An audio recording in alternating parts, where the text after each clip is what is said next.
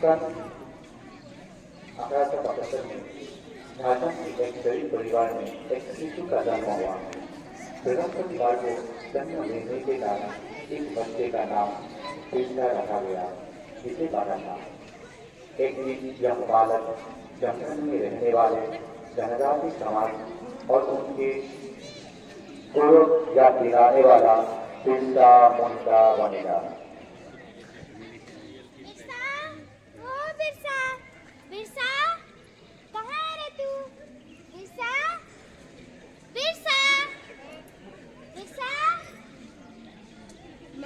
मैं यहाँ हूँ। तू फिर से जंगल गया था? तुझे पता है ना जंगल में कितने सारे जंगली जानवर रहते हैं, कोई तुझे उठा ले जाता तो? माँ तू फिक्र मत कर, ये जंगल मेरा दोस्त है। यहाँ के सभी जीव जंतु मेरे भाई जैसे हैं।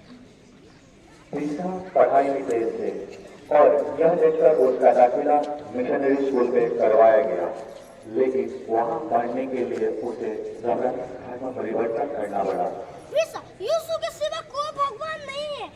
ईसाई धर्म को पालन करने से ही तुम्हारी भलाई है, वरना तुम बाकी बनवासी की तरह ही रह जाओगे।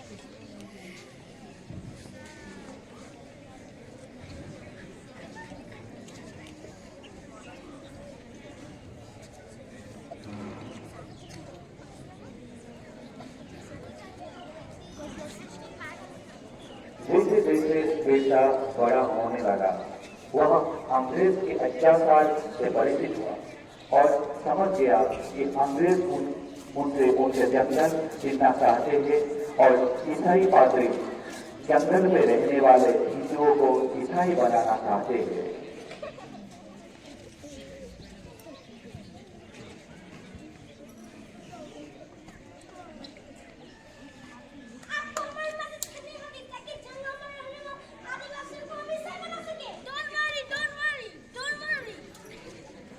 यह सब देखकर बिरसा ने ईसाई धर्म को त्याग किया।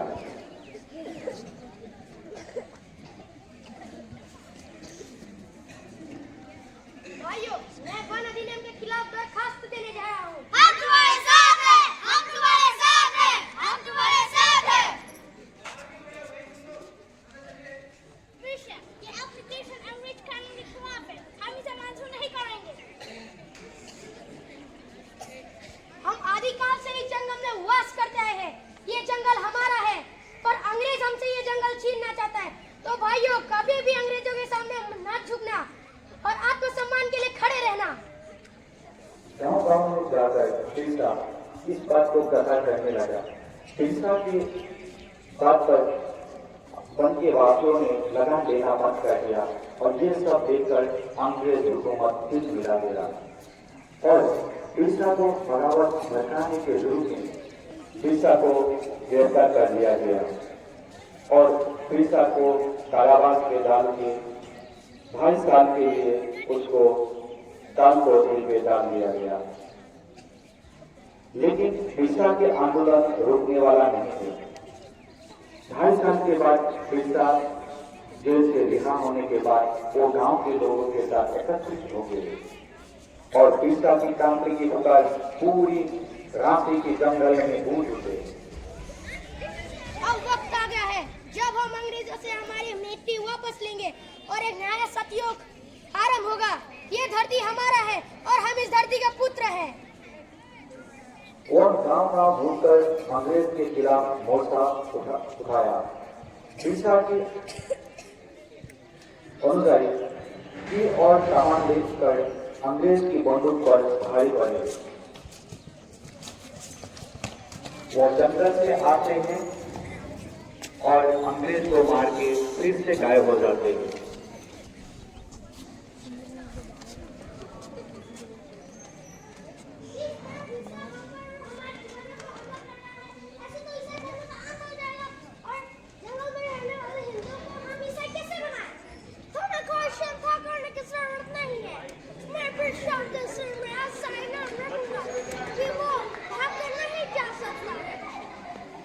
मृत्यु की लालच देकर भी वनवासियों ने के ऊपर किसी ने बिरसा के ऊपर गद्दारी नहीं की